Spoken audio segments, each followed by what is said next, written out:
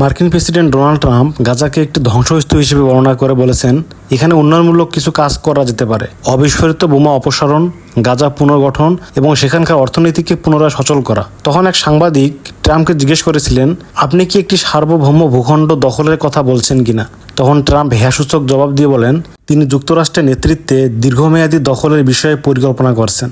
এই ভূমির মালিকানা নেওয়া, এটিকে উন্নত করা, তখন হাজার হাজার মানুষের কর্মসংস্থান সৃষ্টি হবে। কিন্তু ট্রাম্পের এই বক্তব্যের পরে গাজাবাসীর মন্তব্য কী ছিল?